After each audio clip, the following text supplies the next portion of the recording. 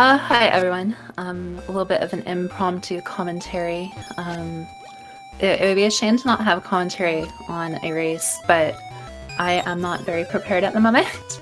So if you bear with me, I will try to do my best as we figure out a situation. But in the meantime, we have a phenomenally hype match right now. But please bear with me and thank you.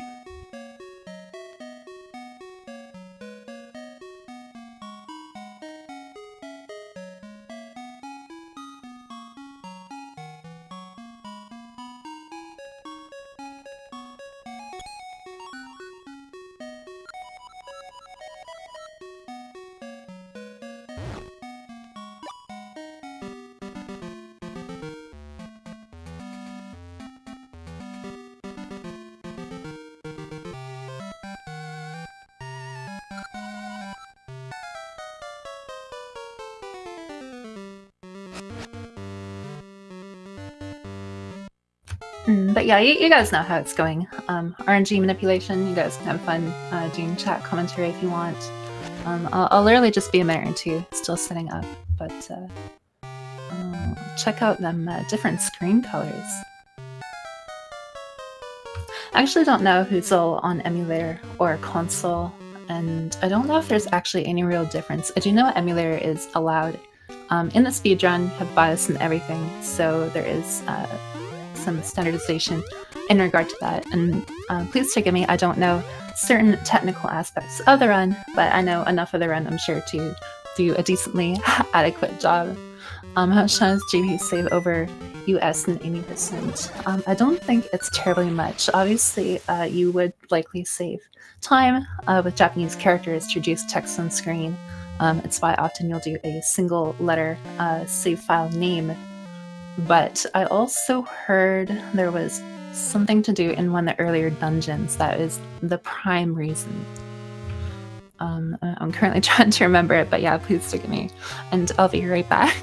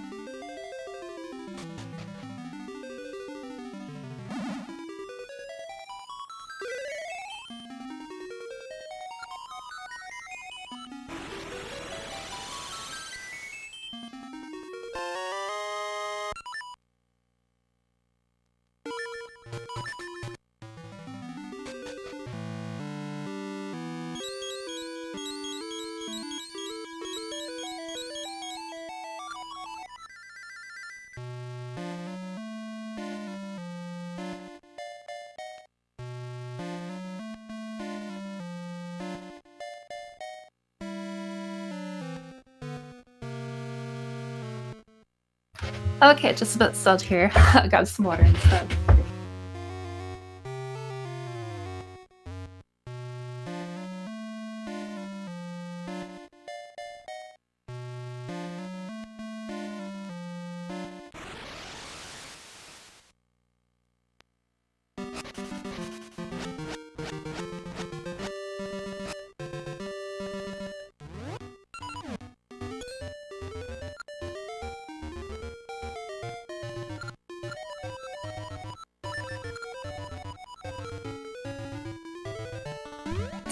Thank you very much.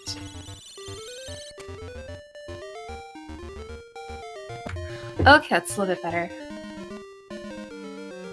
So yeah, I'm sure a lot of you guys kind of know how the story goes, but we are playing Oracle Seasons, one of 2 Oracle games. Came out a long time ago for the Game Boy Color. You could put it into your Game Boy Advance and get an additional shop, but that is what it is.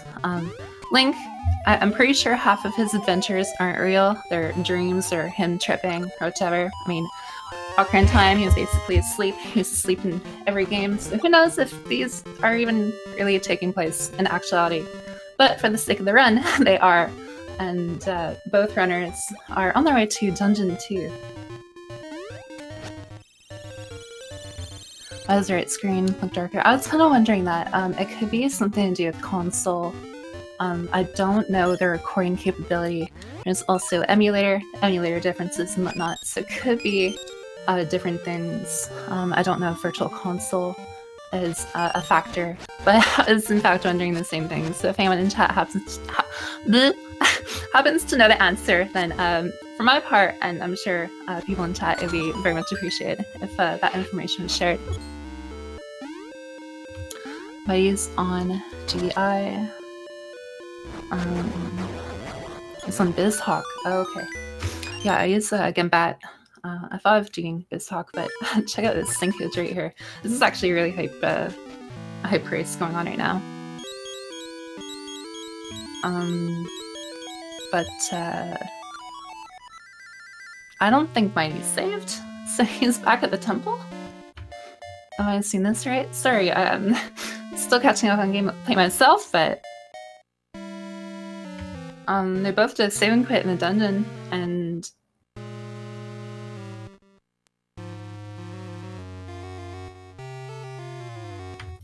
yeah,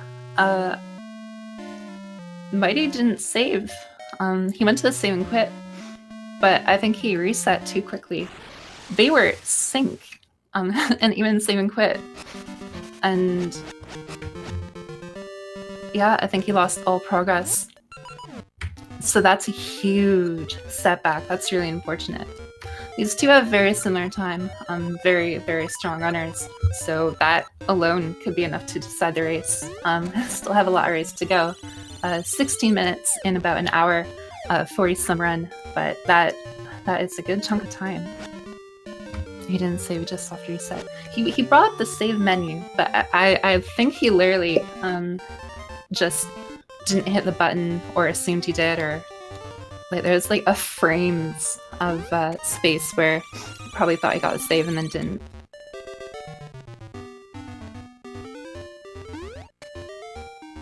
But yeah, that was exceptionally unfortunate.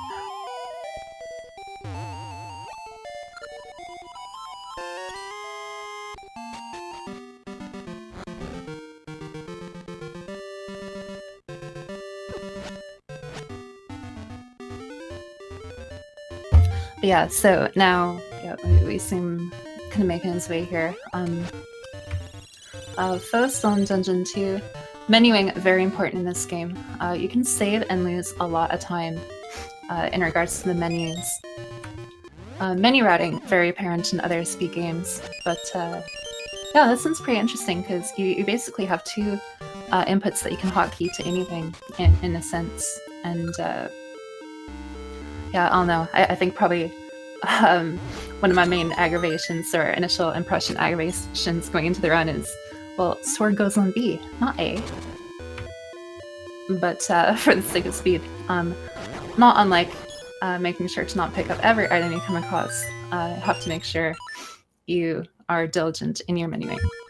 But yeah, as was mentioned prior in the chat, this is Facade.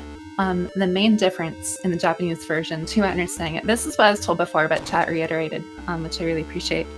The hitbox is actually always apparent for Facade, and if my understanding is now correct, this is only in the Japanese version 1.0, or at the very least, the early versions of the game, Japanese here. So I'm obviously assuming that the hitbox is no longer visible. So yeah, pretty good time save. You don't have to wait for the cycles of Facade appearing.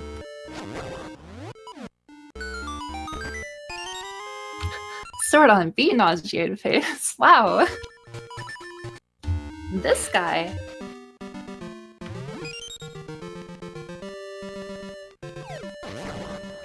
No, I don't judge at all. Just I guess if we're going like Ocarina of Time, A Link to the Past, Sword is typically on B. I I think just the idea of having like a stronger core item towards the left, like going left to right, kind of just made sense to me mentally. Like an Ocarina Time on the left C button, I put the bow on the bottom, the Ocarina on the right, like the hookshot or some secondary like bombs. But this is not Ocarina. This is Oracle Seasons. Originally kind of a spiritual remake of the original game. See our classic Dungeon 2 Dodongo boss here.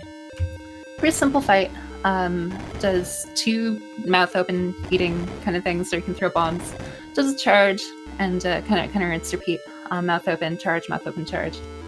So just some small manipulation to move the Dodongo in a certain way so that you can facilitate a quicker fight. So that foe is now done Dungeon 2. Mighty is in Dungeon 2, not too far behind, but again, a substantial setback in terms of raw time loss to a very unfortunate mistake. It's actually the kind of thing that I would always get a little bit on edge over, making sure I save. So, you know, people try to cut things short, you know, just save a few frames here and there, but I'll know I'd be pretty nervous. I want to make sure I hold off and get the save even if I lose a couple frames. There's kind of a old expression in terms of speed games where speedrunners will often lose seconds to save frames, trying to do some optimal type stuff, but in the end, it ends up being detrimental to them. In this case, just a simple mistake. Could be anything from having missed the button or trying to do it too quickly. Don't want to assume or be presumptuous, but it's unfortunate, but definitely show him your love and support here as he tries to continue this still very hype and early race. But yeah, foe doing a ring manip here. I think it is a power ring manip. And it doesn't go for the heart ring, that's power ring manip. So again, I don't know the entire specifics of everything, and I'm a little bit scrambled here. But basically, it will, to my understanding, increases damage, so it might reduce some time on boss fights. Again, Sun and Chat could probably illustrate on that further than I could. A lot of new optimizations and little things coming out for the game. I feel there's a lot of room and improvement to be done in the game overall. It's an old game, and it's a very beloved game, but even just little things that come out, you know, years later. Very exciting times for the game. The tournaments are great for that. It's personally why I like them. They're a great learning experience. Good time for the community to come together, push the game, and, you know, learn and have fun over it. But somebody now entering Dodongo here. And Phoenomenon versus Blano. Kind of a scary fight, because you need to spend money to enter the fight, and if the fight goes poorly, you have to re-spend the money. So it's not difficult, but it's definitely easy to mess up.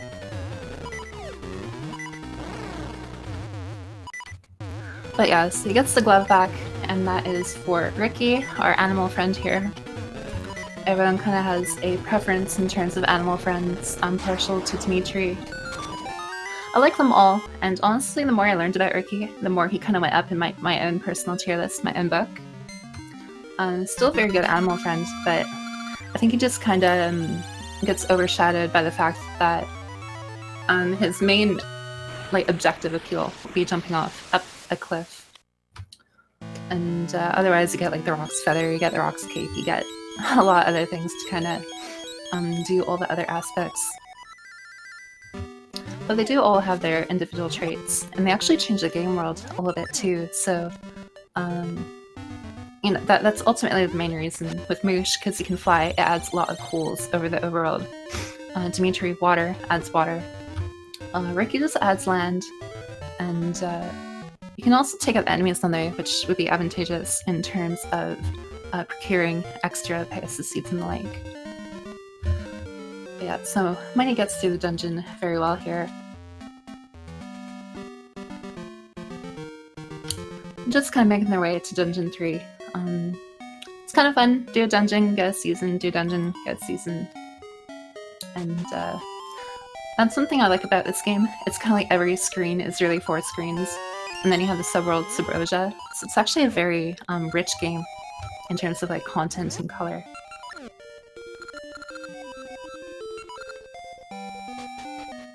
Yeah, so Mighty getting his ring here. The game can be pretty volatile. Obviously there's RNG manipulation, but there's also RNG you cannot control. Or at least it's not prudent to attempt to control it as of currently. So a lot can happen, a lot can go wrong. Lots of things that can mitigate the danger and risk, but there is still executional barriers to it. A lot of people like to describe the game as being much more movement and combat focused. So as such, there's a lot that can go wrong in regard to that.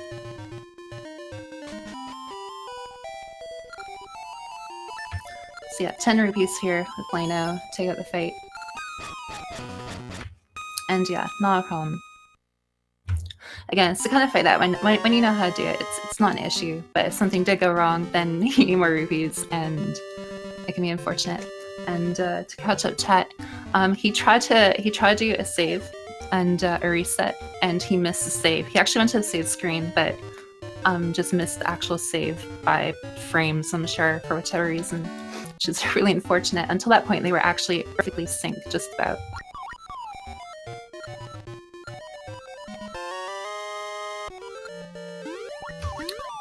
Still a lot of race left to go, but that is the core reason.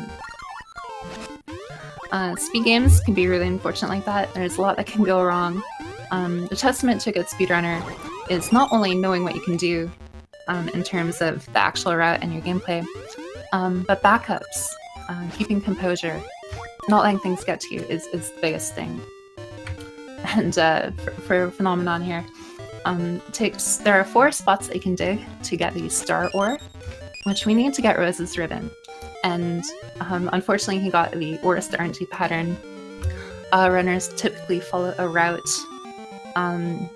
in like a quadrant kind of sense, going from top right, bottom left, top left. So 4 digs, it's the worst you can get when doing that type of route and attempt. So look out Mighty. If he gets that first dig, oh boy.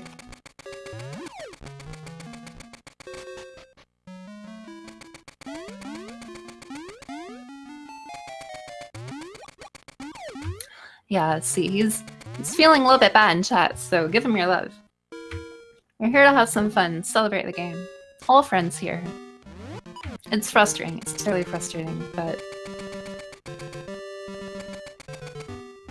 you know, no matter what's going on, you just have to have courage, have faith, keep going, and that's honestly the nature of these tournaments. They're a volatile experience. A lot of people put pressure on themselves, and I certainly speak this from experience, where you feel like, oh, well, if I do bad, that's a direct representation of my skill, or tons of people are watching. But the nature of the reality is that these speed tournaments, they are for fun, they are for celebrating, they are for learning. It's craft, it's an art, we're here to honor the runners, we're here to honor the run. And if something goes wrong, there's a very human compassion element to it. It can be easy to overlook, especially when you are under some pressure. Want to perform well in a love and passion that you put a lot of heart into. But one and done format, unfortunately, any little thing can really ruin your tournament experience, and for the sake of time, that's a very common format. But, you know, all friends, all up here. But yeah, so, sorry, Phoenomenon, having Rosa here. She has the key to open everything. You guys already saw, they went on a date. It's very great. And, well, I'll talk to her later. We'll see her around. That feel when you travel to a different country and you see somebody you haven't seen in a while. Small world. So we will see her in ages if this is a linked race. Which, Emily, I'm sad it's not, but that is not the tournament. 4th try dig. Oh no, yeah, 4th try dig for Mighty. Well, that's good to know. I guess the dig spot remain static for the ore, so learning for me here. But unfortunately will not save time in terms of that small RNG moment. And his health situation is not ideal here either.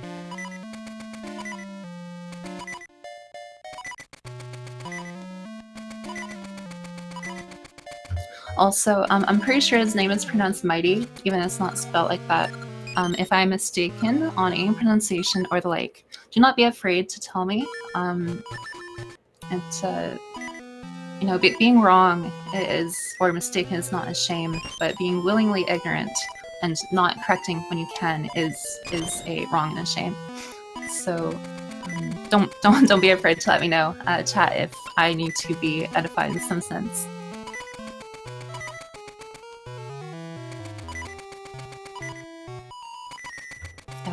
I have seen his drums before, but again, I just want to reiterate, and it goes for anything too, right? But thank you guys. So there is a little speed check that Pho could have gone for here. You can actually crumble the floor, and while you're pushing the roller, it will crumble. He did not go for it, because if you fall, that's actually a substantial time loss for a small time save. So again, kind of old rhetoric. Speedrunners often losing seconds trying to save frames.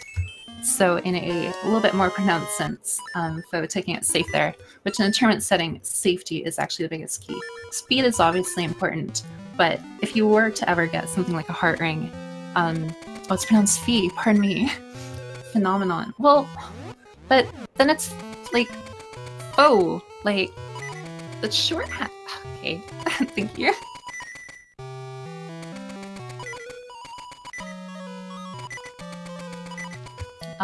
Where was I? Oh shoot, I don't remember. A lot going on. Great racing.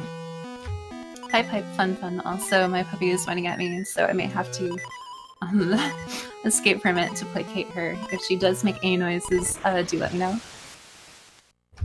Nose tape fee. I mean, as a nickname, you can't just appropriate the beginning of someone's name. Like, a lot of people call me Dory. But my name is like Dory, right? But the A-N gets cut off. So when I look at it, I think like Pho, right? But Phenomenon, like when phonetically you pronounce it in full, it makes sense. And then short, you know, it still works too. It just kind of threw me off. But yeah, I'm already about to enter Dungeon 3 here. Pretty fun dungeon. The boss is actually fun in my opinion. It's kind of a cross between Moldorm and Mothula. Trollfila? I'm not sure. But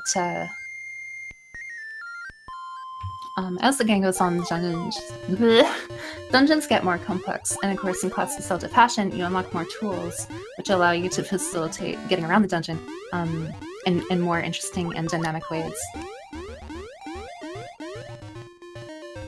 Short for Phoenix. Okay.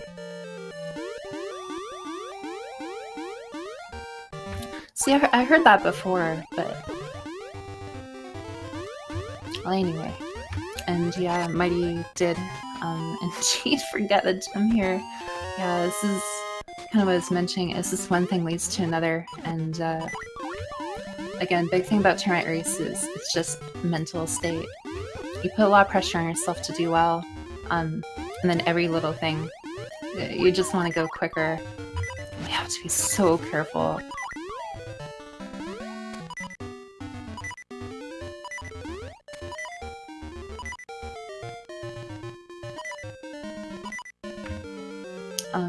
It's being careful with his health and kind of putting me a little bit on edge. He's a much more experienced player than I am, so I'm sure it's not terribly uncomfortable for him. But again, little things can go wrong, little RNGs. The enemies in and of themselves are not inherently complex, but sometimes they can move in an erratic fashion, and you can get tripped up very quickly here. There are some hearts in these pots, so he will not go longing for health for long. Yes, he gets 2 here. Which for a player like him, it's very good. He'll be much more comfortable here. These mini Moldorms or small Dorms taking 4 hits. I don't know why that seemed like an important gameplay decision by the devs, but argue.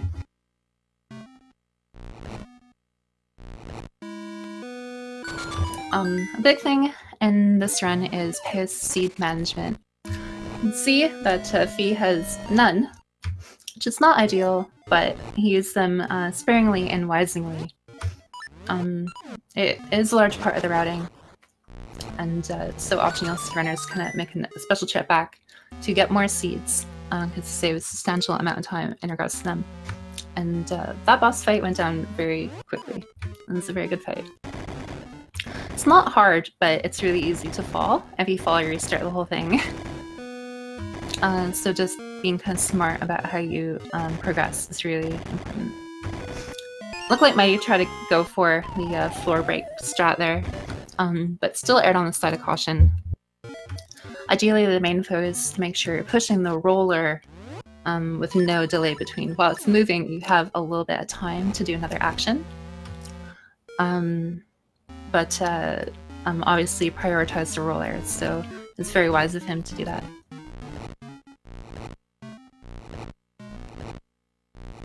Yeah, so as previously mentioned, I'm routing to the Pegasus tree here to get more seeds. I always really like the seed system growing up. I think it's really cool. Just covers multiple uses in a single item. It's fun to collect them and use them. Oh no. Yeah, just quarter heart, which is all you need. It's better to be alive with low health than you know, dead with none. But we'll need to be careful, and yeah, just make sure you give him a lot of support. Again, still all areas, but you can tell just little things, right? It's always the little things. Yeah, and he smartly knows there is a heart under this pot, so we'll grab it.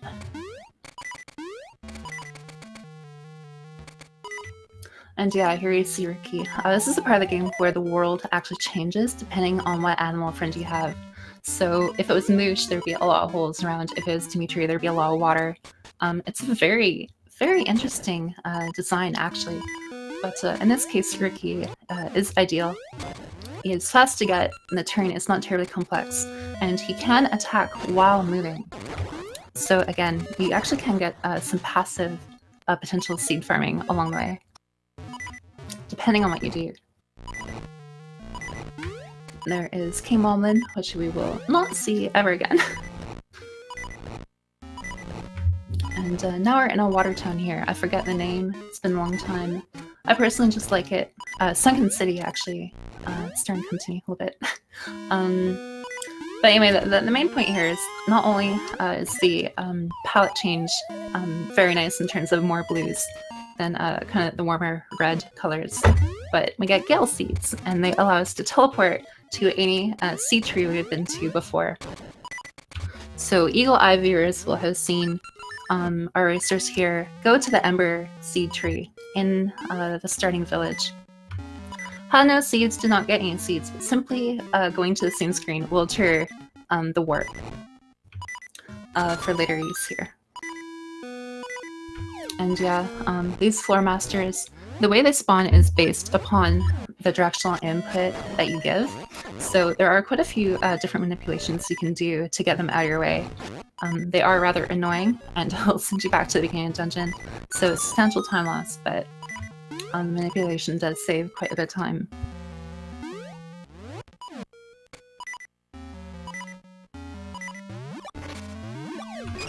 And yeah, so here we have Dimitri. The fun part of the game is that even though you only get one permanent animal friend, you do get to spend a little time with all of them.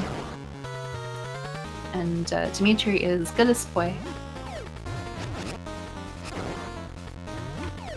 And yeah, I'm not sure the name of this mini-boss that Mighty is on, but it takes 4 hits to take out. There's 3 of them, and did a good job.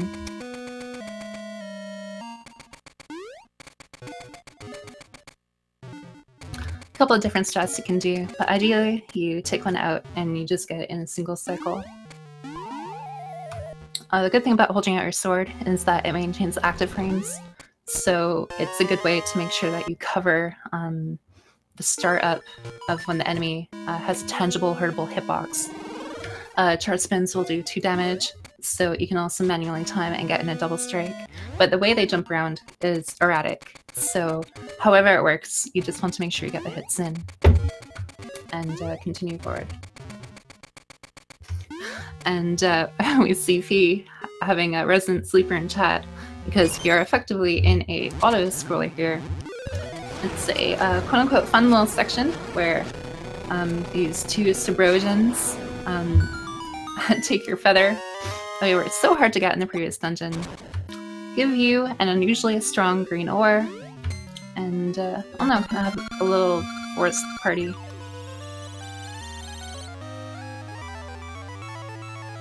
When I see them, the red and blue, it's kind of reminiscent to me of Paper Mario with the Goomba Brothers. Which also leads to the question what other red-blue things are used within Nintendo games, but I don't know, I kind of like to think that if this were a possible Dark World equivalent, that they would be the Goomba Brothers in terms of Subrosian residents. I mean, for all I know that this is Goombas under the rose, who knows? I'm gonna jump around, right? Got 2 eyes, shape is similar-ish. Maybe that's a secret. Yeah, Mighty having a good fight here. Gets his seeds and continuing along.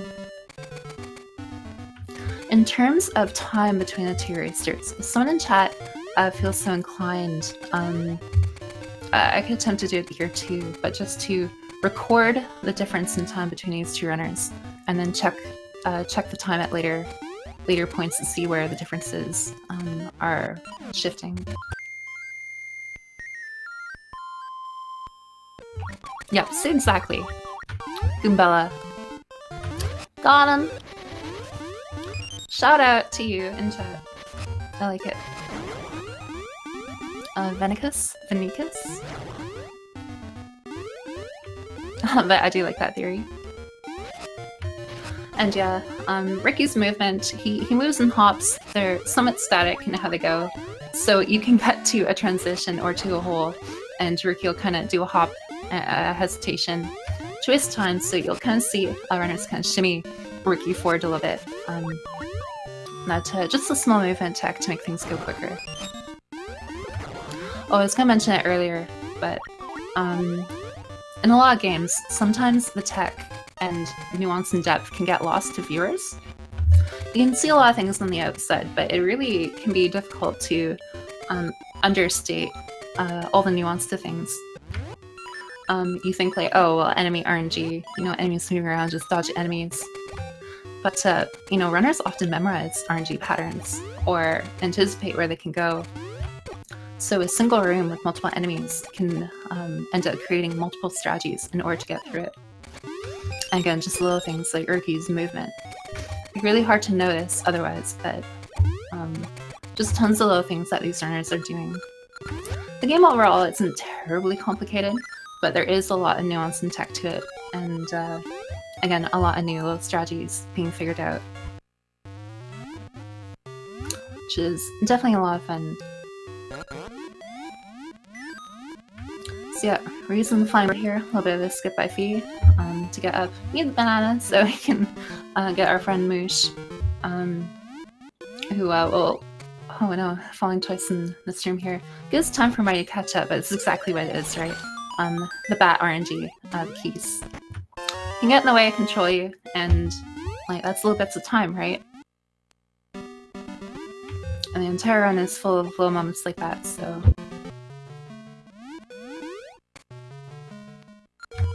Yeah, we get Moosh here temporarily, just as fodder to get a similarly card key for the next dungeon. But he's also a very fun animal here. Can fly, kind of like having the Rock's cape and post-C combination. Can also stamp and do a couple of other things. He has dainty wings, but they are mighty.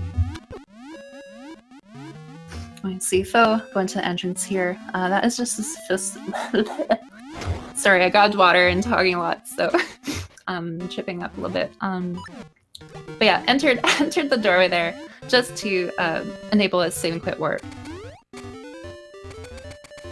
which is currently being displayed on stream.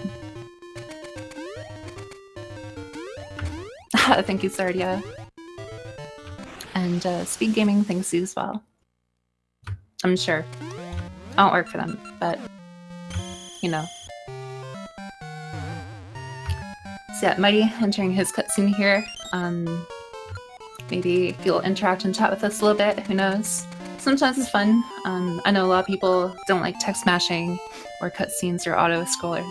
I kind of like them, if only because then you get to dialogue with chat, kind of take a break, have some water. A lot of games can be very movement and execution intense, so if you can get a break in a game, I'd say take it, right? Even just a breather. Just recenter yourself. It's right now, it's right now. Take a breath.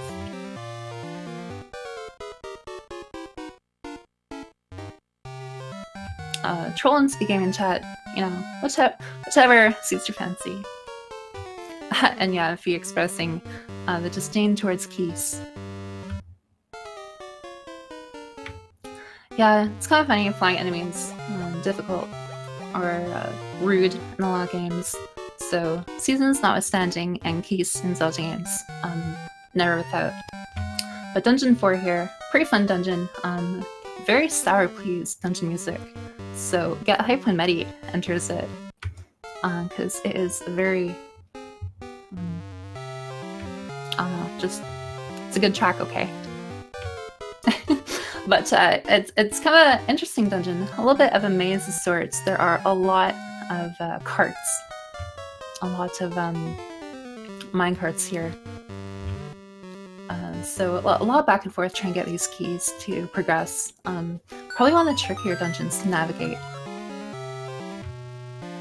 But very stirring, you know, kind of easy on the eyes, good music. Just a fun level overall.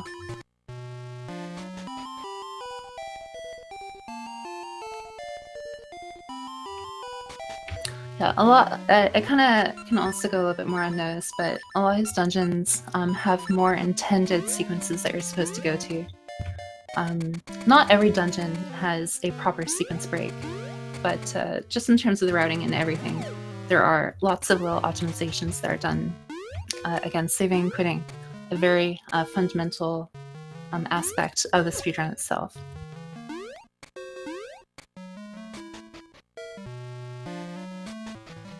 And yeah, just little things like little cycles, like Fee was doing right there.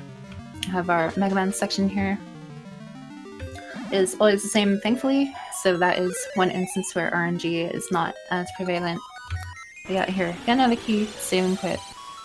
Just basically collecting keys to make our way to the end. But yeah, in terms of sequence break and skips, the most famous one probably is HSS skip, which will be in Dungeon 8, which is a huge one. Kind of mention that a little bit more as it gets closer.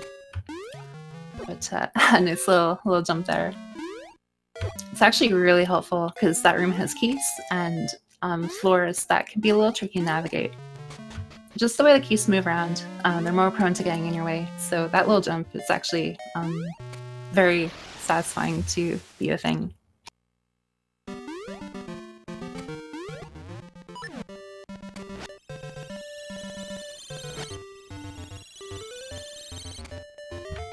And yeah, all the, I'm guessing Tektites here, don't mind the water. The lake likes do mind the water.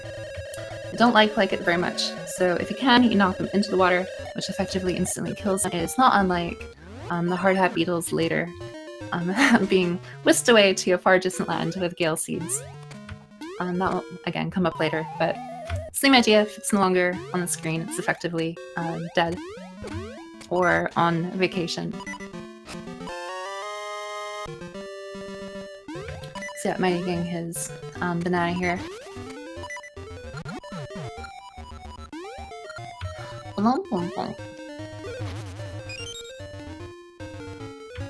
And yeah, the dungeon item for the one that Fee is currently in, Mighty is making his way to, is a slingshot. Pretty cool item. Both games have very diverse items, but shooting seeds. Not just placing them a tile in front of you. You can actually protect them, which is really neat. And yeah, here we have a much better Aghanim-esque fight than I would say in A Link to the Past, and probably Link's Awakening. Where he ends up is random, but it's not like you have to worry about reflecting orbs or blue balls or any of the like. I'm just kind of poking him, and then he's no more.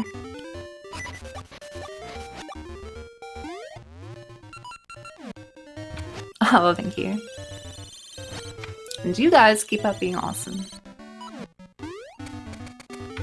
So yeah, very perilous room here with the crumbling floors. Will our hero make it? He made it just in time.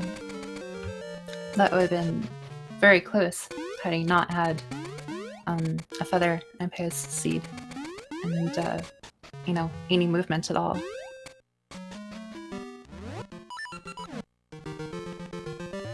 But yeah, so we have our seed shooter here. Making our way back. If you save and quit, this minecart would actually be at the start of its origin position within the dungeon. But we can use it here to light these torches. They are lit, they stay lit. It's lit, save and quit. We beat the mini-boss, so we warp back and continue on. Just lots of little time savers here. And mighty, now entering the dungeon. Again, it's pretty sour, please.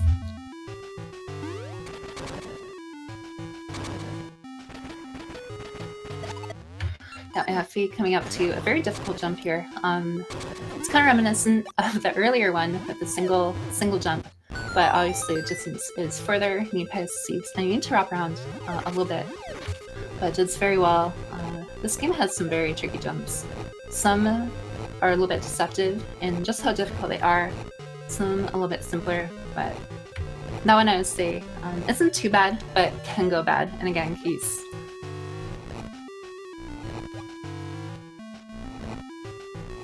But yeah, so just basically a lot of cleanup here. Got the boss key in that one room. Got a small key here. That was why we lit the torches. And now just making our way through. And again, skeleton going on vacation, possibly to the beach. Maybe that is the skeleton that ends up in the desert. Blue, but who knows? Maybe he rested too, that's why it's red.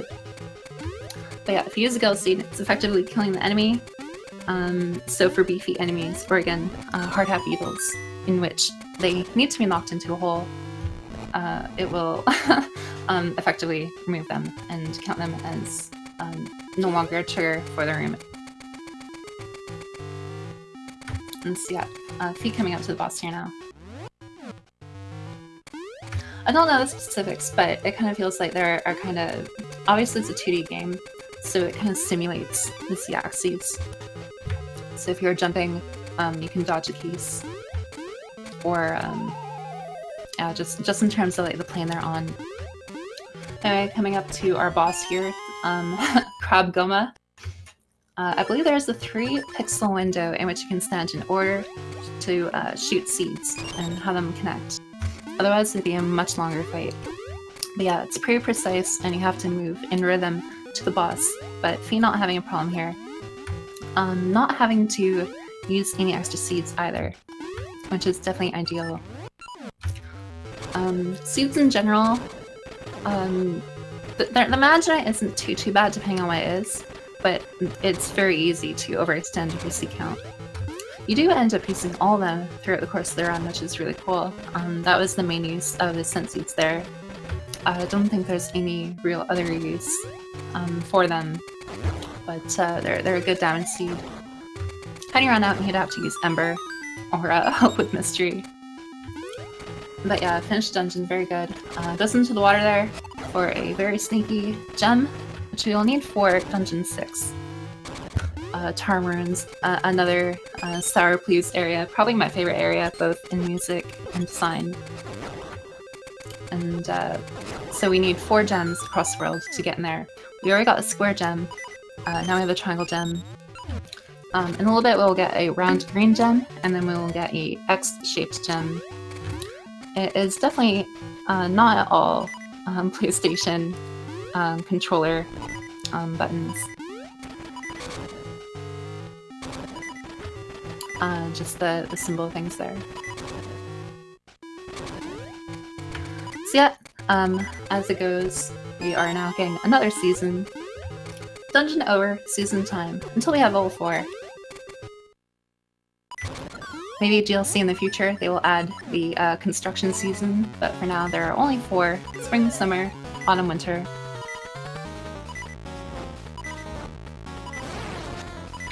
And we collected a big bomb here in order to get 2 another season, temple seasons here. The nice thing is that when you lift up these rocks, they do stay lifted, so as you go through, you're also unlocking Subrosia.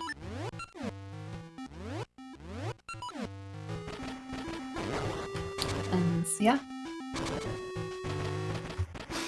Mighty keeping up decent pace here. Of course still in the dungeon, but doing good. Took out the mini-boss.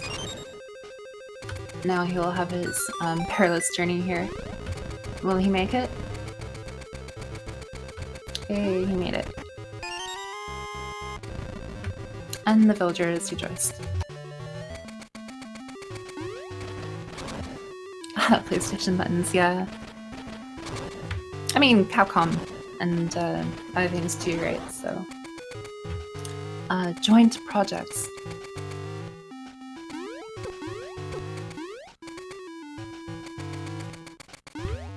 Yeah, so getting his minecart here, lighting the torches, same kit, all that fun stuff.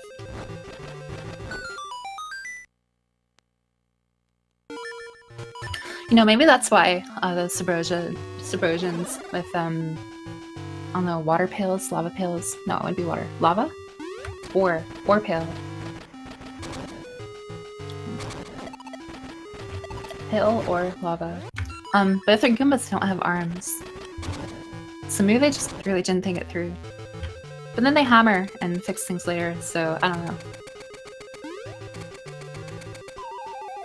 Maybe only certain Subrosians are gifted with the ability of telepathic lifting and workmanship.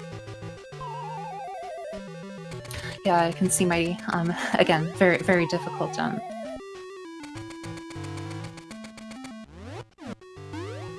Okay, cool. Yeah, that's really good.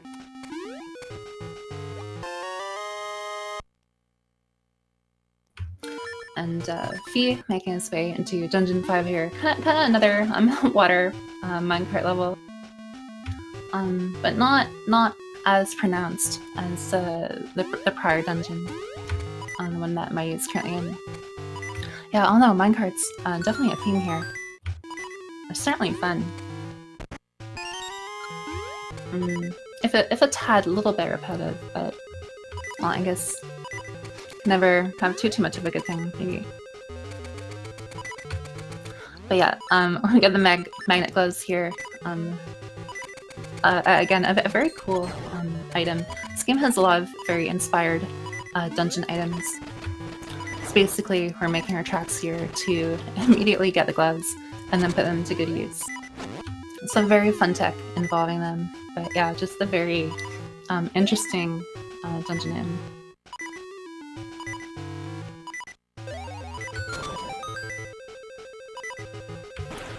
Obviously, they harness the power of magnetism to push or propel both Link and other objects. And with that, you can actually do some pretty interesting jumps here. So this one's pretty tricky. I just learned that this is, I guess, a one-frame jump that Fee went for here. Uses a buffer there to make sure you got it, and so that was really good. Yeah, from Maya's perspective, he might feel that he has to take more risks in order to catch up, but again, you have to. A big part of it is mental fortitude. You have to be in a very understanding mental state when it comes to your state in relation to the game state. Again, a large part of it is not that a person can do something, but really should they. But ultimately, whatever the racer or player has most fun with is what they should do, because that is, after all, why we are here. And it's out of love and a passion for the game. So, you know, for better or worse, stick to your own philosophy. Data bio, you know, find your season's way.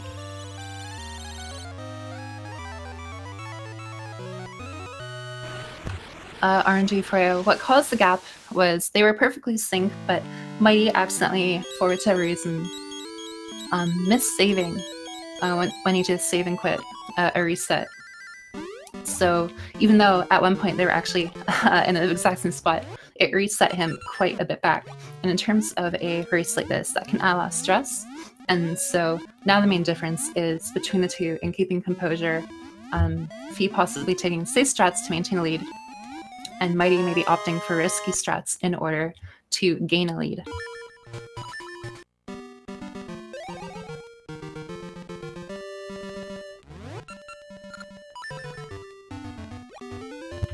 But yeah, Mighty done with the dungeon here. Nice thing is that you start to accumulate more health. Health overall, it can be... There are some areas that can definitely trip you up. Some places that are safer than others, but again, there's a lot of jumps in this game. It's a lot of combat and movement, so if you end up slipping up at all, it's like death by 1,000 paper cuts. Things can add up really quickly. You know, Phil jumping in across the gap like 3 times, or what have you, definitely adds up. And if racers do not opt for the heart ring, then they either need to be very familiar with their backups or exceptionally careful. And while I was saying that, mini boss here, I don't know the boss's name, Tiger Dude. Pardon me, I'm still learning the boss's name. Fair amount of them I do know, but a little bit of an impromptu commentary for me here, so please bear with me.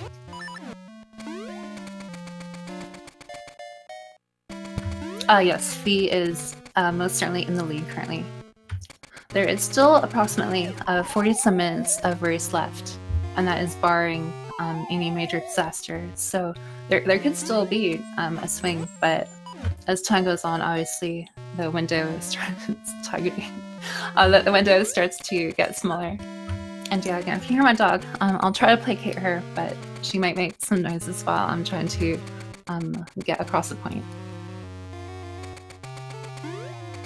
Speaking of getting across the point, the magnet gloves, jump in the holes, platform and everything, dodge in the pointy space, and now find Dig Dogger. Difficult fight, but a really fun one. Obviously the magnet glove, true to Zelda fashion, using the dungeon item to take out the boss or you know, what have you. And that was a really good fight. That was one cycle. So basically you use the magnet gloves to push and pull the flail object there.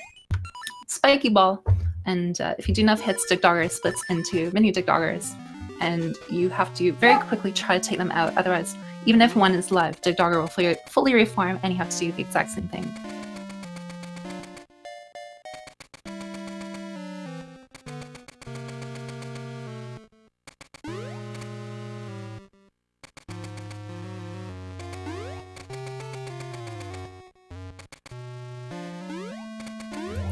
Yeah, that's my dog Taco. He wants in. And the other one that's whining, sounding like a cat, and it's Luna. And of course now they're leaving. Open the door. Let them in. Welcome into my heart. Eat my food. Take up my resources. Make sleep uncomfortable. I fall for it every time. Perpetual debating by their antics. But Sophie getting a 3rd gem here, and to get that last one we need to use Mystery Seeds to get one on the southern shore. So that is where he is scurrying off to. So Mighty entering Dungeon 5 here. So yeah, obviously a bit of a gap, and yeah, this is how it goes in tournaments. Very punishing format. A lot of, you know, it takes a lot of guts to appear on here. One reason why I got into streaming at all was actually to help with my own anxiety, just talking on the microphone. It's not having the body language, not really interacting with the person. It's a little bit strange for me. But these racers are putting themselves out here. A lot of pressure can happen. A lot of things can get to you. Even if you feel fine, even if you know things are fine, just you know, the heart couldn't start going doki doki really high here. Yeah, if you don't want it to. But, so you take all of our PlayStation gems here to open up Tarm Ruins. Again, the other, in my opinion, very strong Sour Please dungeon music. If you guys have a favorite, feel free to mention it in chat. It'd be fun to hear. These are just the main two that kind of stick out to me. But I think a lot of people really do love Tarm Ruins here. Normally, you have to do a... Well, it's coming up a little bit here, but it's basically a bit of a forest maze. Kind of reminiscent of, you know, kind of like a Lost Woods kind of area. But really cool. You have to manipulate seasons to make your way through, and then you get to the actual Lost Woods type area. In the game, there is a trade sequence that you can do. You can exchange items for other items, eventually leading out to a clue from a Deku Scrub, which will tell you how to move in the forest to get the legendary Not Master Sword. So the fun thing is that if you already know how to get through, you can just get a sword. You don't have to solve anyone's problems. You know, they're adults, they can do it. Or most of them anyway. But yeah, winter, autumn, spring, summer, coldest to warmest. So just kind of a glorified, oh, what is it called? Like a hot and cold game or something? Like warmer, colder. It's been a long time since I've been in elementary or used such a thing. But yeah, it was so obvious all along. We follow the rising sun, coldest to warmest. No, it's a pretty poetic little puzzle here. Yeah, you get the level 2 sword, and then you enter in a counterclockwise fashion with winter going left, and then autumn down, spring to the right, and summer north. And that will get you through this area to progress, again, towards Dungeon 6 here. Fun little thing with Mighty there, when you magnet those rotating blocks, the game kind of has a platform of sorts for you there. Again, I don't know the technical aspect behind it, but you can actually stop using the glove and walk for a little bit, and then jump, just very easily, very casually. It was kind of strange when I first learned about that, but very cool.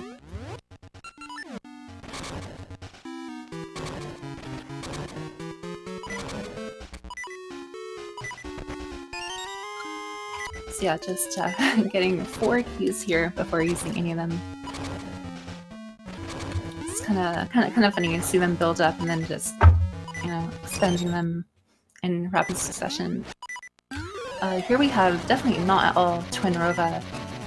Oh, actually, sorry. Mighty has half a heart here. And the fight's done, that's good. Just want to give a little extra attention towards that, but Fee in Dungeon 6. Actually a really cool dungeon. Has good music as well. Interesting layout. And get another really interesting item here. The Magic Boomerang.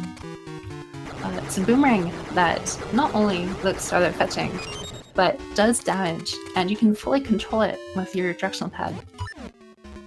Other Zelda games have kind of done similar mechanics in regard to it, but this is still probably my favorite.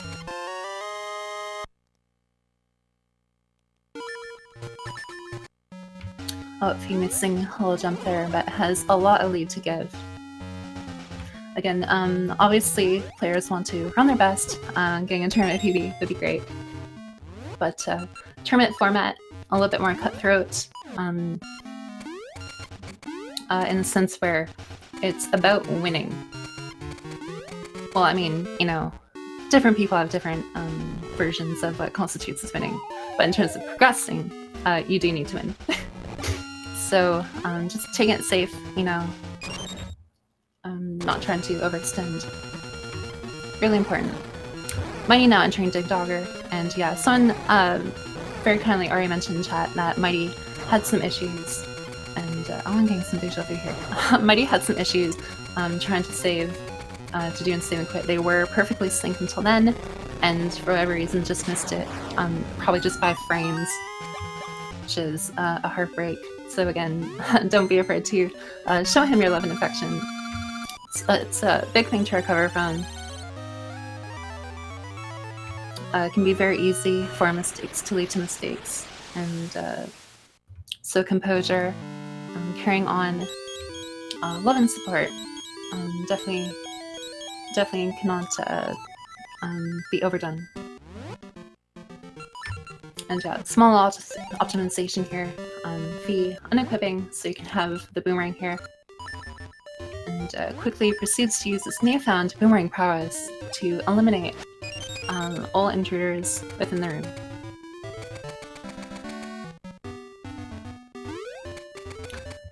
Dungeon enemies figure invaders must die, but instead we take their poorly placed dungeon item and use it against them. Going through all that security to keep us out of the dungeon, and then just play some tools for us. A very nice benefit to the level 2 sword here is that you can slash a lot of these objects away.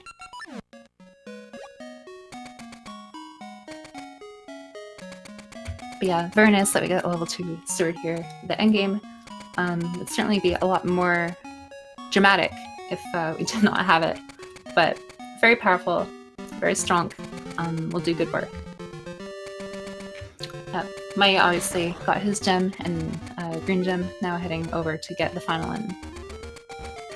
And soon on stream we will have the Sour Please music.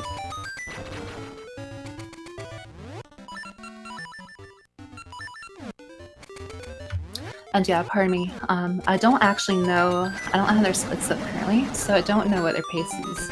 But if what I'm reading in chat is correct, Fee is on PB pace. Still have some very difficult sections coming up, but yeah, it's pretty exciting.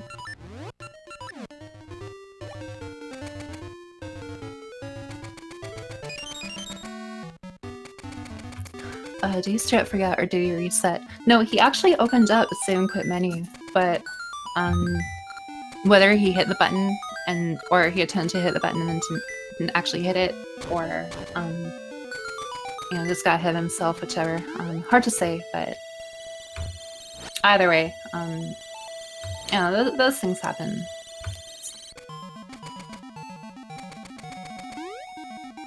Yeah, he got first try HSS. I mean, get hype for first try, but yeah, he would want to do it. First try, ideally. Yeah, these ropes, they have a very smug-looking grin. Haven't really changed over the many Zelda iterations. Charge at you and smile whilst doing so. And Fee currently taking out Fire here. Yeah, just kind of a rude fight. Fire can lunge straight at you, or can kind of play chicken a little bit, shooting these very imposing blue and red orbs. And if you get close to the next turn away, kind of a hit and run tactic. But it's not a very good tactic, as he is swiftly eliminated.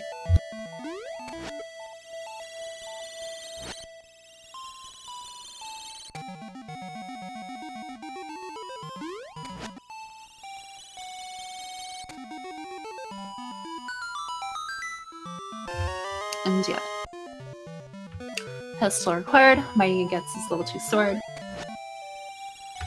And will not be too far from going into dungeon. Yeah, like earlier, using Gale Seeds to get these beetles. And since you have to wait for them anyway, charge your sword and check out this very annoying knight here. You can get all 3 switches in one go, but it can be really tricky.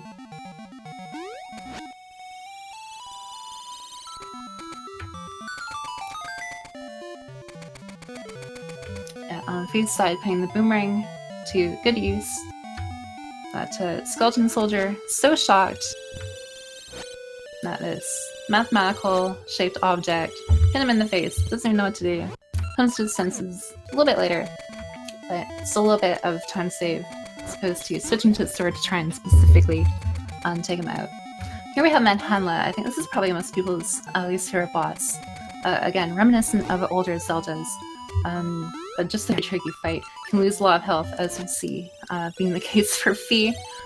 When you're shooting the boomerang, you cannot jump. If you jump, you can get over fireballs. So if you shoot the boomerang and let go of the input, then you can jump. But very, very perilous fight. Very tricky to try and hit all the heads, just between the movement and the short windows. But gets it here successfully as the Mighty enters the dungeon. But yeah, that's probably most people's least favorite or most difficult fight.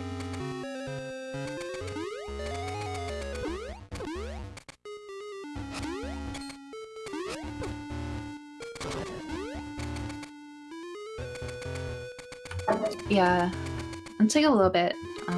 That's the nature of the game, right? It's execution and skill in terms of combat and movement, primarily here.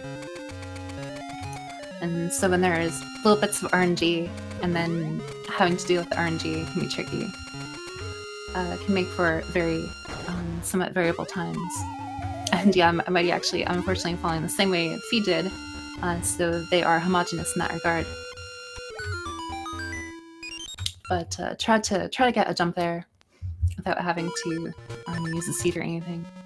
Fee doing a sequence break here, which is really cool. When you enter that area, you're normally supposed to enter Sporogia, go, you know, make your way all around, and then hit the switch on the inside. There's a little bit of a gap there in which you can throw the magic boomerang. We never got the level 1 boomerang, but we didn't need it, went straight to level 2. It's a good thing that these dungeon items are not progressive.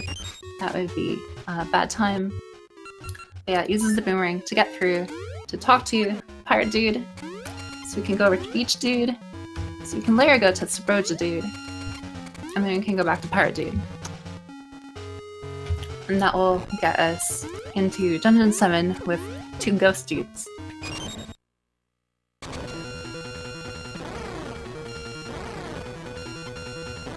I see Mighty typing in chat here. Making me a little bit concerned, but we'll retain hope. Oh, we're just having difficulty with the cycle. No. It's getting close, got the heart. Oh. Oh, okay. I'm unfortunately not in the race room. He quit the game. It just might be a lot for him here. Yeah, time reset. I'm afraid that he is throwing in the towel. I cannot confirm it, but I think it probably goes without saying. Really unfortunate. I can definitely understand. It's very, you know, morale crushing. Is the forfeit? Okay, thank you, Minster. Again, a little bit of impromptu race tuning here. So normally I would have had that prepared, but yeah. I definitely understand. So, you know, show me your love in chat. Still have Fee here, putting on a good show, but this is how it goes, and these things happen.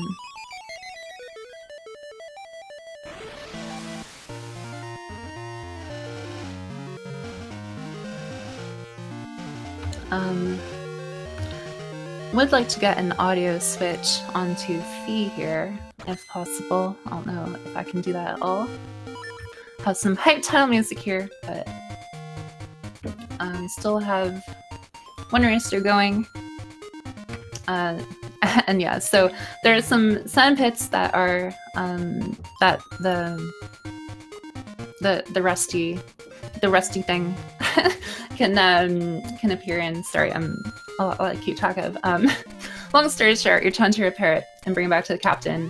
It's very precious to him, and he hates the color red, so we make it blue. And Dabadi, we are able to make our way to Dungeon 7 via swimming through sand, getting out of Sabroja, and going out to sea.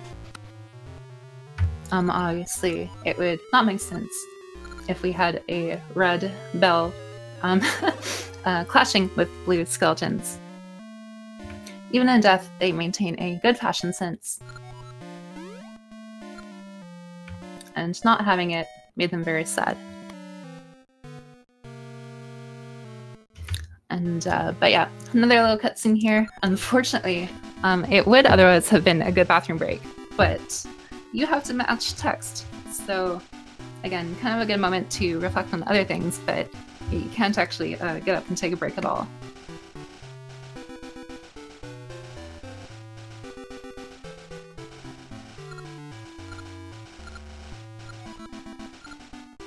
And yeah, thank you for the audio switch. Really appreciate that. Yeah, it was rusty. I think cracked and whatnot too. It's kind of funny. You have to be disagreeable with explosions in order for them to repair it for you.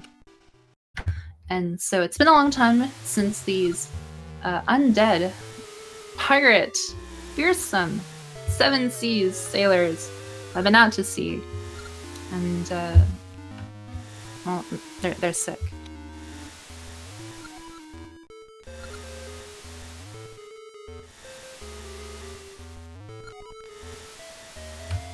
So kind of a funny little animation here. Link seems fine. It's kind of been through a lot. And again, if this game is real, because most Zelda games are a little bit questionable in terms of dreams, and like, then of course he would be impervious to such things, as it would probably promptly end the dream. So maybe some more hidden lore there, but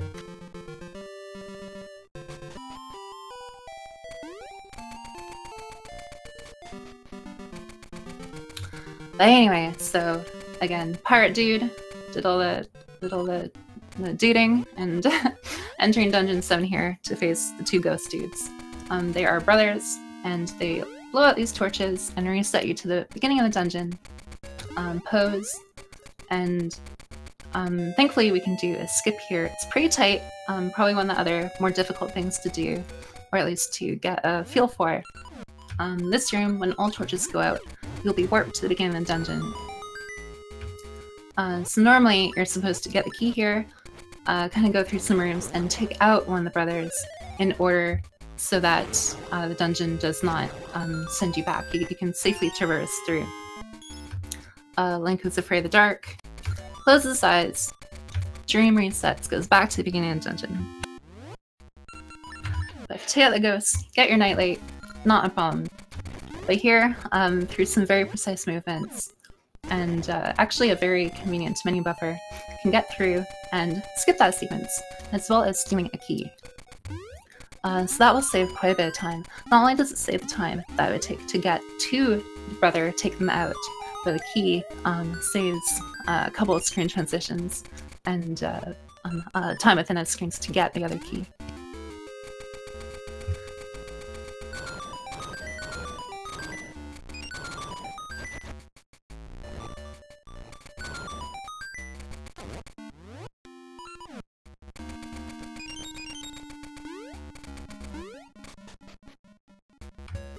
Sorry about that. I lost my train of thought a little bit here, but yeah, making my way through the dungeon.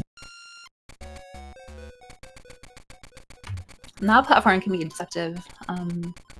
Actually goes back really quickly. You can do some RNG manipulations in order to change some of the patterns within the dungeon. I don't think Fee end up going for it, but you have to activate the enemies. Take them out with the boomerang should they get in your way, but push one of those Armos Titanites onto a switch. It's actually had very good RNG, but maybe did them in it. I did not quite see. And these enemies are a pain.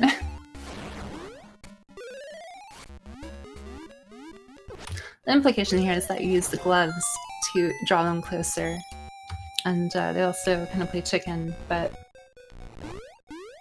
if you're careful you can take them out and save the menu.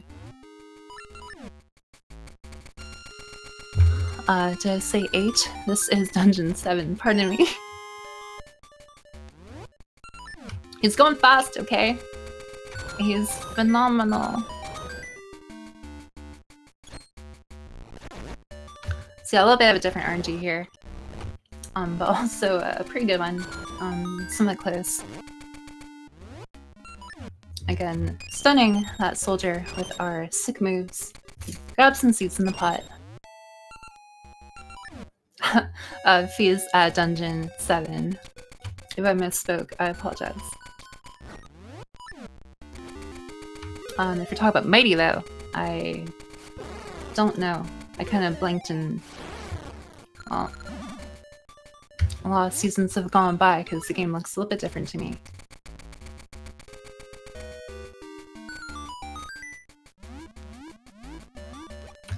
I mean, as land ages, of course, things will change. There's erosion, deterioration.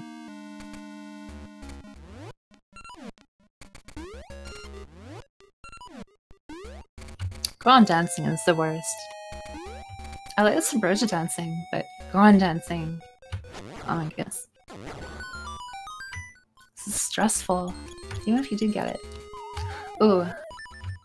Yeah, if you try and use the sword there, playing the sound of his people, but also it lets him line up a better jump here. Playing a little ping pong between those two objects there.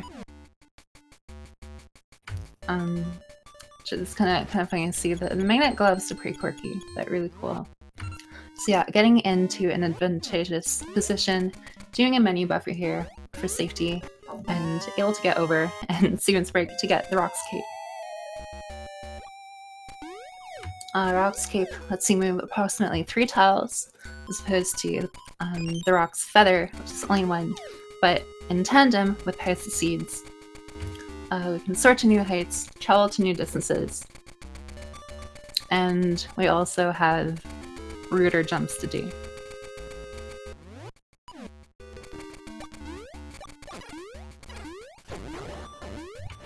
And yeah, so of course, brilliant design choice to make Moldarms take 4 hits in this game with their level 2 sword.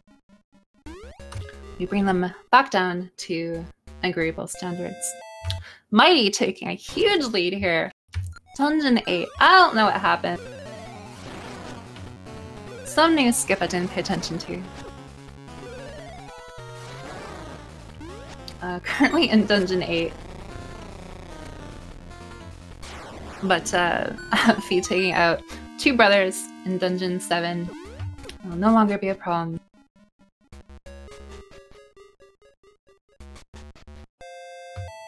And yeah, obviously there's the forfeit, so don't want to mislead people terribly. I guess going through the dungeon the vanilla way, I thought we was going to practice HSS skip, but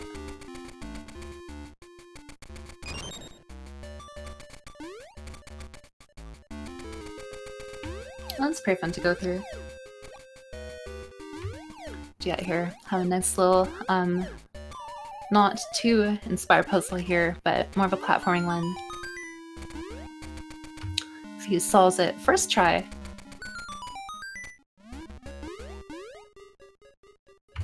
Caliber of puzzling skills on this gentleman. It's astounding. And yeah, here you have a little bit of a switch puzzle.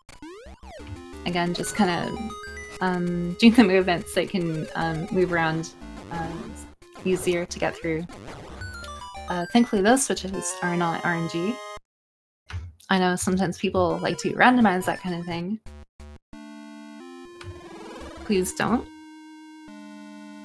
But thankfully they are static, and so as long as you know what to do, same thing every time.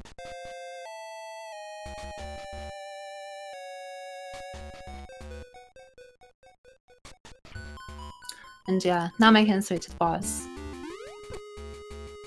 I think the boss's name is like Gleok or something. Don't remember, but another original Zelda boss. Pretty simple. Try to charge your sword, hit the 2 hits here, get one early, slash the other, then you have to be careful for the body here. Jump up so you don't get stunned, and you basically just bail on it.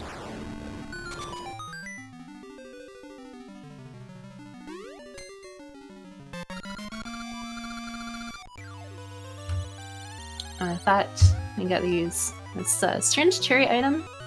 Link's hungry. Not sure why. And so mghtymth's HSS skip here, very tricky, double frame perfect. I see people try to play with subpixels and everything. Oh, you skip the heart container.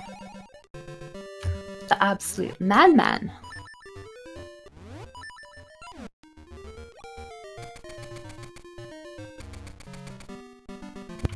Yeah, so one dungeon left. Got a lot of the overworld, got a lot of our errands out of the way. So really just kind of make my way through. Now another Sour Please kind of area. Very good music. Just has a very strong ominous feeling. Have some landmines here, have to be very careful. Picks up some Pegasus seeds. Again, very important in terms of the routing. I was seeing in the chat today talking about cutting the bushes with the boomerang, which did not take place here. Would be the extra menu. And here I have a tricky jump, and first try, PogChamp, Megaphone. Very good job. But yeah, basically just opening up the way to Dungeon 8. I have to toss an explosive in here. Because peer pressure, this guy's doing it, so, you know. Some of the stuff he tosses in there, though. It's like, why would you toss it in there? It's like, I just went through an ancient temple to get that item. How dare you? Although now it makes me wonder the elemental composition of said items. Maybe they were all necessary, and all we needed was a simple bomb from Link to complete the puzzle.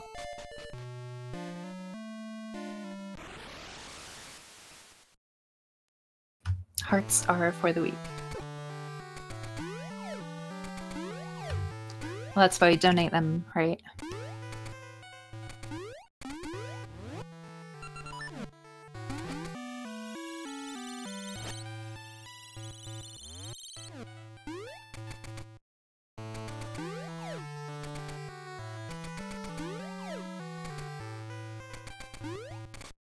Yeah, it's true. Technically, you only need one.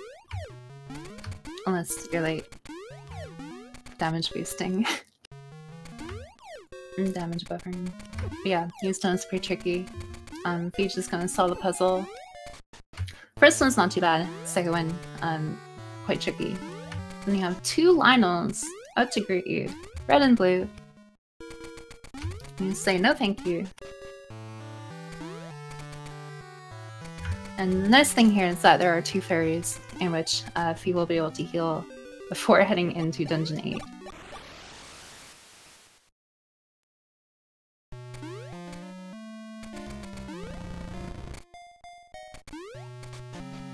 And the fun part is that it's actually in Subrosia. Very, very neat design choice. I really like it. Yeah, Stern Shield Maze, the place with the aforementioned HSS skip. I don't know exactly how much time it does in fact save. In terms of statistics, Fee did get first try in his PB race. His race versus me got first try, so showing strong competency and consistency and able to get it in relatively short order. Yeah, pretty neat dungeon here, in both aesthetic, kind of the color palette, and you know, just the overall design. It's kind of a mix between fire and ice. But yeah, fairly long dungeon. Somewhat linear at times, but this skip lets you save a substantial portion of the dungeon. So see right here, Fee trying to set up subpixels and his position. Just kind of gonna be quiet for a second. A hush falls over the Twitch chat.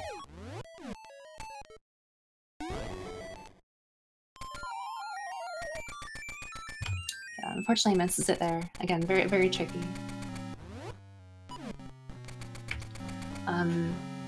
Again, but part of it is that you have health resources as well as Pegasus Seed resources and time resources. So the time it stays substantial, the longer it takes, the more you eat into that. But as well, you have to be conscientious of your health and your speaking ability. And yeah, second try, got a lot further, but very difficult trick. About 4.5 minutes, thank you. And so presumably you can hear me talk. So again, really unfortunate what happened. I completely understand, and you know, much love towards you from everyone. So thank you for participating. Again, thank you for the information. Yeah, it's a very big time save. It's why a trick of this difficulty is worth going for. But yeah, again, just resources.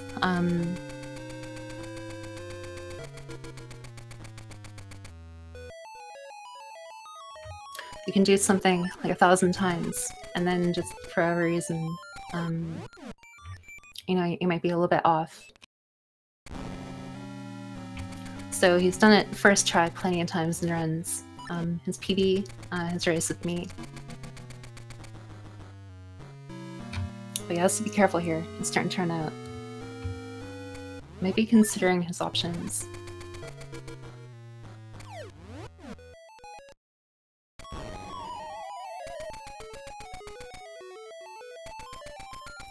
Yeah, again, a big part of it is considering your own state. For him here, in terms of the tournament, all he needs to do is actually finish. So he could take the longer method. That's not as fun.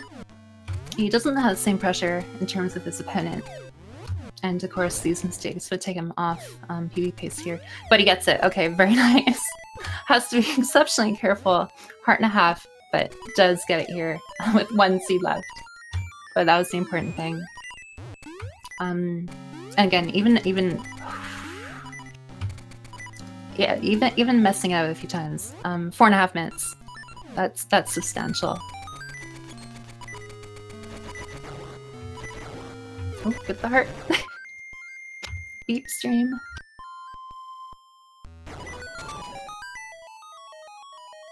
I mean, he's a good player. And severe, it's kind of fun. So get the heart. But yeah, puts out a huge chunk.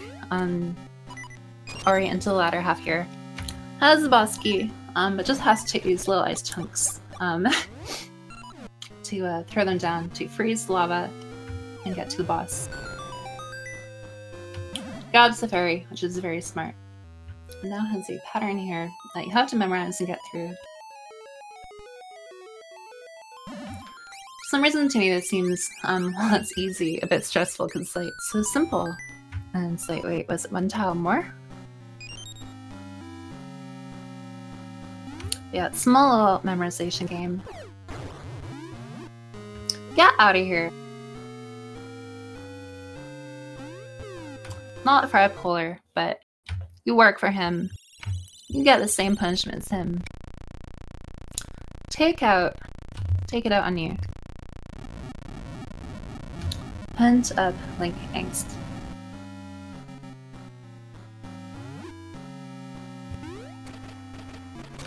He will be spared for now. But yeah, just had to take these crystals and toss them down the holes. Freeze the bomb so you can get through, go to the boss. Kind of funny, boss Medusa, an easier boss than a lot of the others that came prior.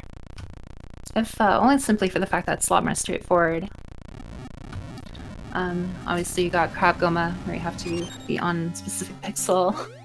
You got Dig Dogger, where you have to manipulate the spiky ball there. Manhandla, but oh, I don't know. Kind of a nice reprieve from a lot of difficulty.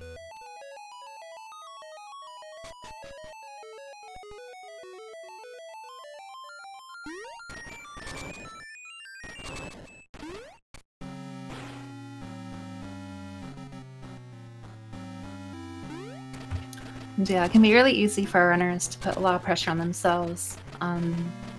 You know, they get to a certain standard, want to perform at that standard, but you know, there's still a lot of skill and everything that goes involved. Not every run can be perfect, but it's still a phenomenal showing. It can take people many hours to get HSS skip at all. So even if it takes a few tries, it's still doing good. Not ideal, but you guys know. Oh yeah, having a little bit of trouble with the guard there. But not too intelligent, falls down the hole.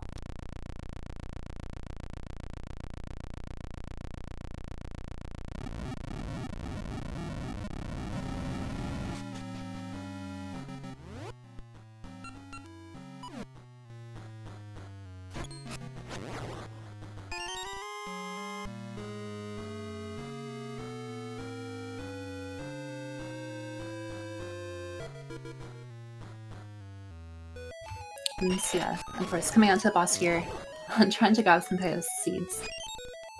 Very important in terms of the run. And now equips the ring. So just have to be careful. Medusa can freeze you, not unlike the mythology. Fee giving us a demo here, which is very kind of him. And just a little bit of a game of chicken here, Medusa. But yeah, with this low health, you have to be pretty careful. But takes her down, no problem. Hog tap, first try. We get our last essence, which finally lets our mghtymth friend make a magical seed, magical fruit thing. Actually, I forget what it's called, it's been too long. But it'll let us go into Onyx's castle.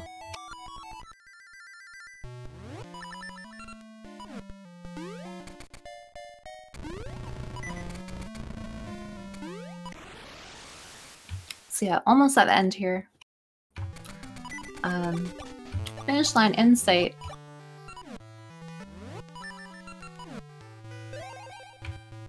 Very convenient that the fairies are there. So it gets this little heal. We get to go visit our tree friend here. All this time, get an essence. So we can finally enter last dungeon.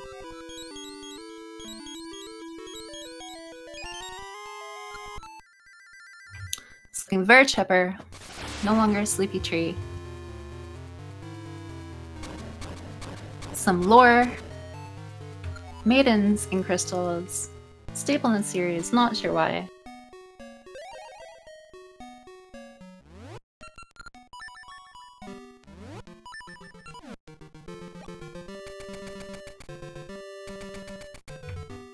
I don't know if it's bean. Maybe more of a chickpea.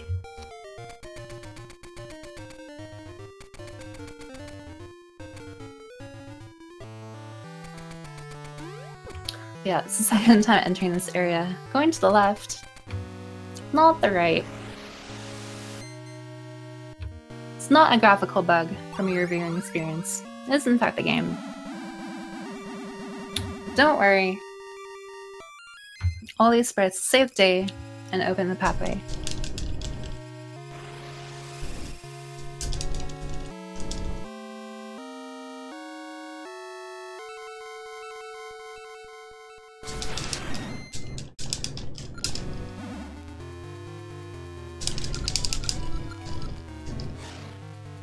Okay, so Tinderova, we'll not have to interact with them unless it was a linked game. But pretty fun. Turns the casual experience everything, and I am hearing additional noises.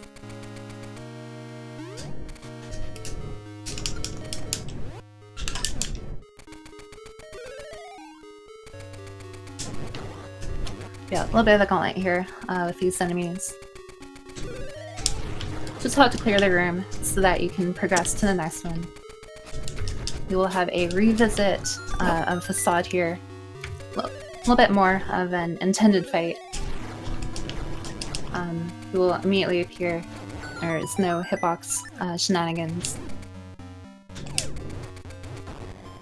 But just some speed tech.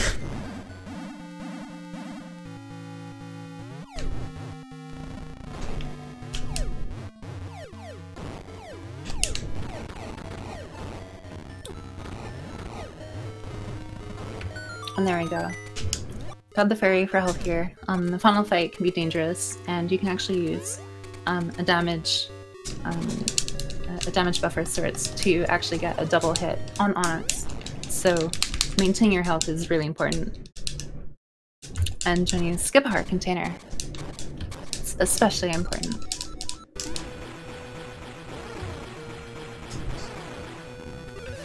So here we go. Ball and chain, iron knuckle type fight. Pretty cool boss. Using helpless mains to defend himself. Lets us hurt him more. Choices folly, and down he goes. And down we go into the final fight here, where we fight Dragon Onyx. Pretty interesting departure from the rest of the game and other fights that we've had so far. The main key is to hit the crystal on his forehead. It's very kind of him to put it in front of his face as opposed to on his back. And be going for a nice little stun lock here. And that is time. So GG's to Fee. You will take this race first place. Again, I am not in the race channel, but hour 45 you guys can see. Really good time. Obviously you'd want like a better time, but still very good time. Very respectable. Did a lot of difficult tricks in the execution. And we'll see if you'd like to come in for an interview. No, that was not a PB.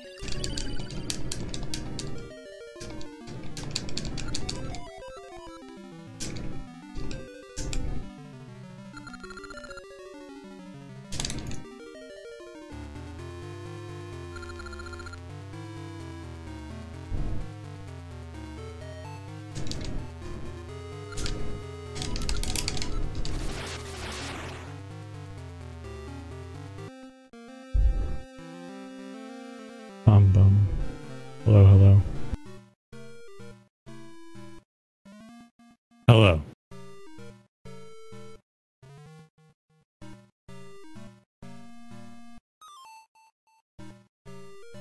Hello?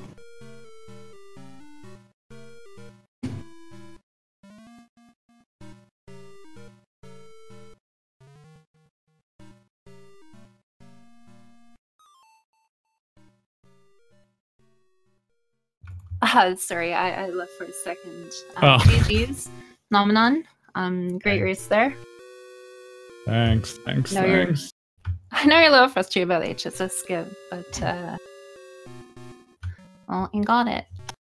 I got it eventually. I was less upset. I mean, I was still upset about that, but I was on sub 142 pace up until Dungeon 6 happened, which was less than ideal for a number of reasons, but you know. Yeah, absolutely. Someone in chat was mentioning that too, and of course, when it came to the HSS, it's kind of like, oh. It was just a nail in the coffin. We still got a sub 146 for the race time, which is fine for a tournament match. Yeah, absolutely. Still a very good time. So I guess real quick, are you aware of what happened to your opponent?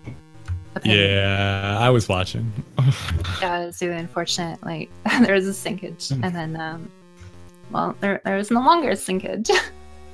Yeah. It was really unfortunate, and of course something like that very hard to recover from, not only from a pure time standpoint, but just a mental one too.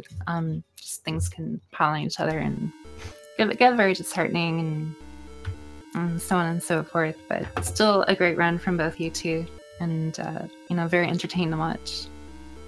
Good. I'm glad. That's yeah. I know that Mighty. I mean, Mighty agreed to help out with another tournament to do comms there, so I think that was also probably an added pressure for him that because if he didn't, because that next race is starting in like 10 minutes, so he was doing commentary. Get hype. So this is more or less done, but moving on to, I think it's on the main Speed Gaming channel too. From what I can see here, Speed Gaming 2, but I'll refresh. This is Speed Gaming 2. Probably correct. I'm looking at the wrong thing. I'm looking at the crew page, but yeah, it's on Speed Gaming 2. I just misremembered. So yeah, Mashy versus Oranges on Speed Gaming 2, starting in like 5 minutes. It's pretty great. So if you want more Oracle of Seasons action, make sure to head on over there.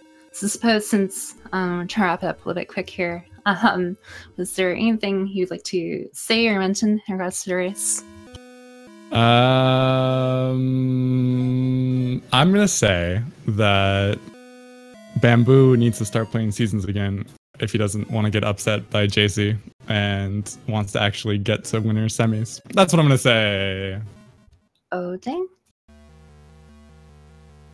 And the callouts, savageness, unbelievable. Hey.